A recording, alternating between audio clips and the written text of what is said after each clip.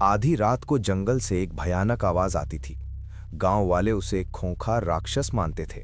लेकिन एक रात जब एक छोटे से लड़के ने उस अंधेरे जंगल में जाकर उस राक्षस का सच देखा तो उसके पैरों तले जमीन खिसक गई। ये कहानी है रोहन नाम के एक गरीब और दयालु लड़के की। रोहन के गांव के पास एक बहुत ही घना और रहस्यमयी जंगल था। रात होते ही वहां से किसी बड़े जानवर के रोने और गुर्राने की आवाज आती थी।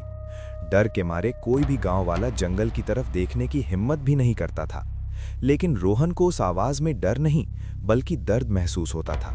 वो हर रात अपनी आधी रोटी चुपचाप जंगल के किनारे एक पत्थर पर रख आता था। रोज सुबह वो रोटी गायब होती और उसकी जगह एक चमकता हुआ नीला पत्थर रखा होता। लेकिन एक रात जंगल से एक बहुत ही दर्द भरी चीख सुनाई दी और अगले दिन वहां कोई नीला पत्थर नहीं था। रोहन समझ गया कि उसका रहस्यमयी दोस्त मुसीबत में है। उसने एक लालटेन उठाई और अकेले ही उस डरावने जंगल में चला गया।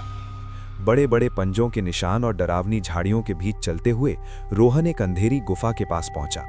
गुफा के अंदर से दो बड़ी बड़ी नीली आंखें उसे घूर रही थीं। रोहन डर से कांपने लगा, लेकिन वो पीछे नहीं हटा।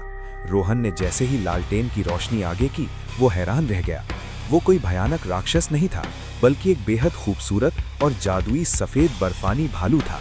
उस बेजुबान जानवर का पैर एक क्रूर शिकारी के लोहे के जाल में बुरी तरह फंसा हुआ था और खून बह रहा था।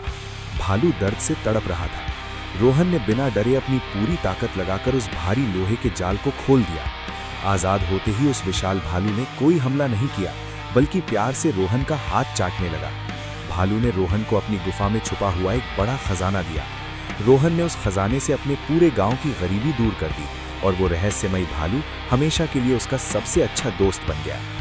कहानी की सीख: किसी के बाहरी रूप को देखकर उसके बारे में गलत राय नहीं बनानी चाहिए। निस्वार्थ भाव से की गई मदद और दयालुता का फल हमेशा जादुई और खूबसूरत होता है।